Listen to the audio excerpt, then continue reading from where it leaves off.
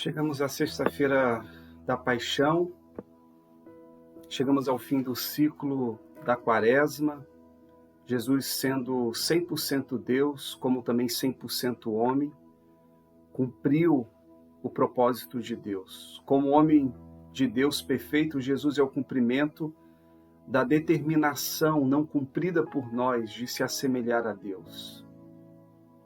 1 Coríntios 15, 3, 4 diz que Cristo morreu pelos nossos pecados, segundo as Escrituras, e foi sepultado e ressuscitou ao terceiro dia, segundo as Escrituras. Essa é a nossa crença mais preciosa, de que a vida venceu a morte, de que a vida tem mais direito do que a morte. E quem que foi culpado pela morte de Jesus? Foi Pilatos, que lavou as mãos? Será que foi Herodes que transferiu a responsabilidade? Ou o Sinédrio, que acusou falsamente a Cristo? Ou foi Judas e os seus discípulos que o negaram, que o abandonaram, que o traíram? Todos somos culpados. Todos temos uma parcela de culpa porque foi o nosso pecado que o crucificou. Jesus, a nossa esperança, a nossa viva esperança, se fez pecado por nós. Portanto, foi a nossa culpa que o condenou.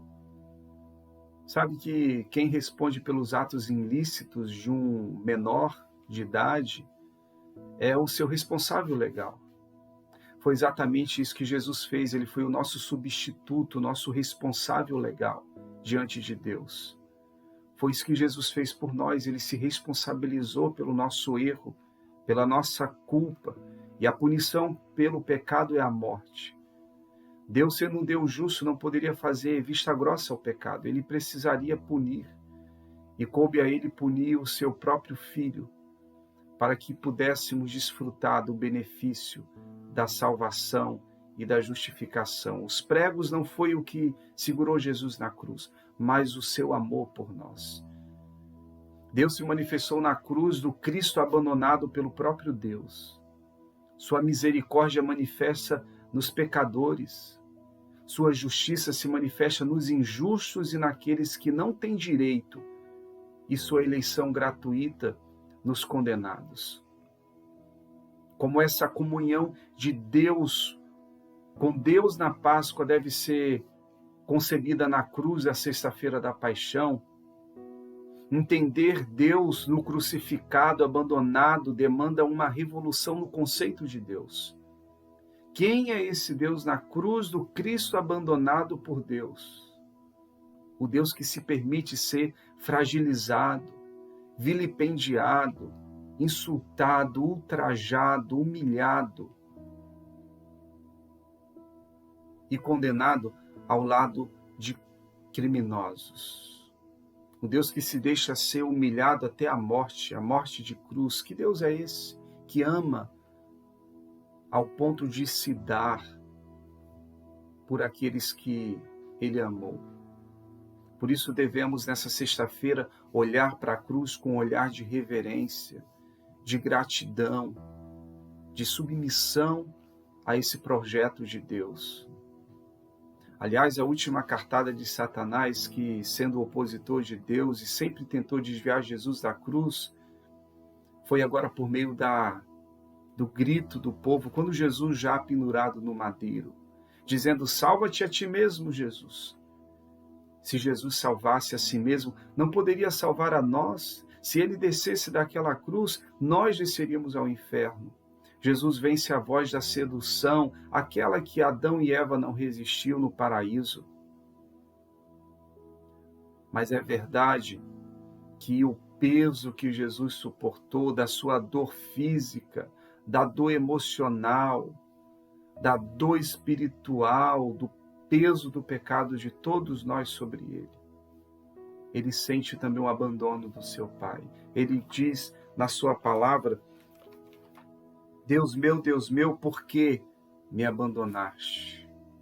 Quantos porquês nós temos também na nossa trajetória de vida, quanto sofrimento, quanta humilhação,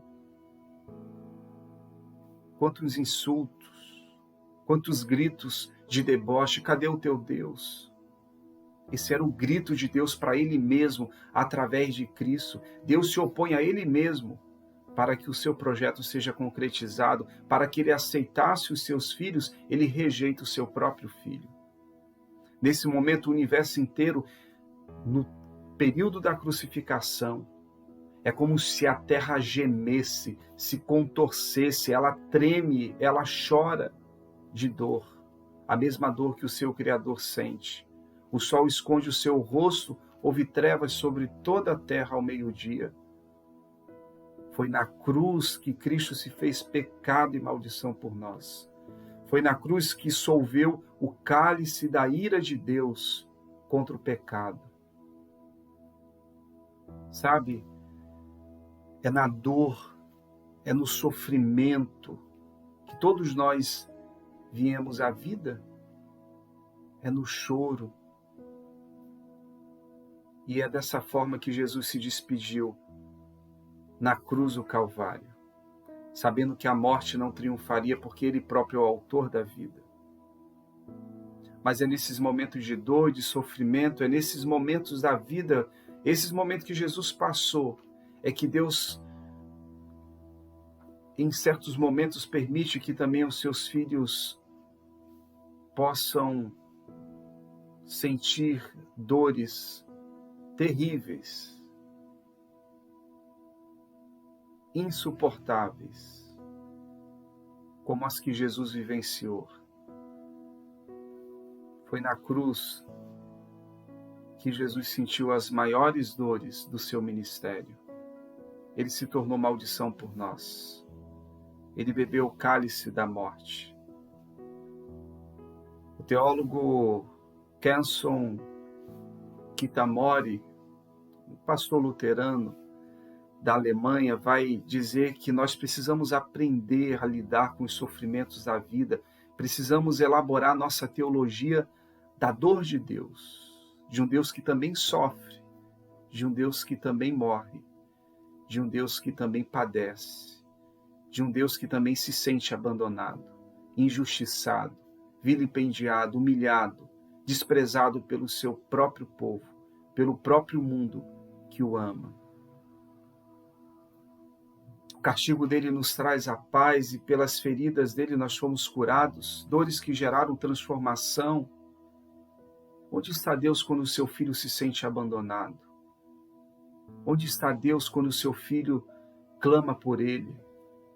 Deus está sofrendo o mesmo sofrimento que Cristo. A Páscoa de 2021 nunca na história do nosso país morreu tanta gente como nesse período de Quaresma. Isso nos relembra que os filhos de Deus também passam por momentos de cruz, de morte. Essa é a mensagem da sexta-feira, mas ela não termina na sexta-feira.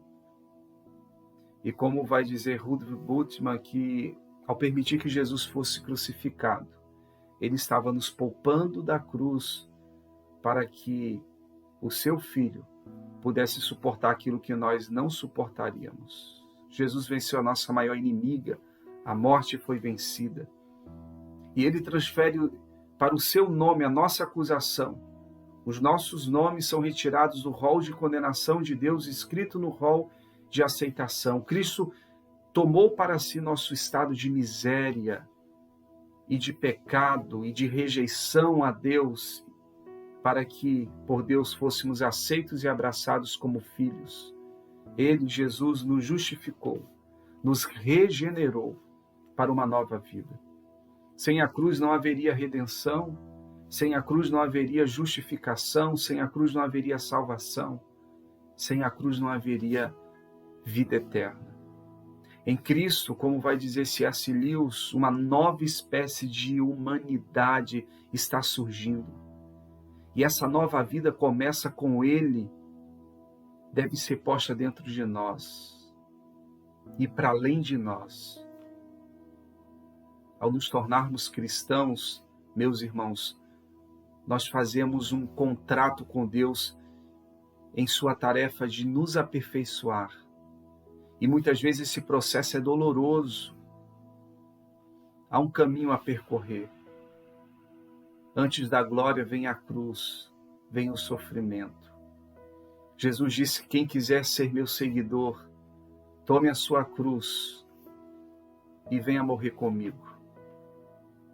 Para que depois, no domingo da ressurreição, vocês possam ressurgir para uma nova vida. E finalmente, a voz de Jesus foi silenciada por ele mesmo, quando ele diz: Pai, nas tuas mãos entrego o meu espírito. Não existe mãos mais cuidadosas do que confiá-las, as nossas vidas, nas mãos do nosso Deus e Pai. Ele não nos abandona, por mais que nos sintamos abandonados. É porque Ele está sofrendo com a gente. É porque Ele permite que esse sofrimento vai redundar em transformação e em glória. E por nos amar tanto, Ele não nos poupa das nossas sextas-feiras em que o céu se fecha, em que o véu do templo é rasgado, em que a morte parece triunfar. Mas esse não é o final ainda da história. Até o domingo da ressurreição.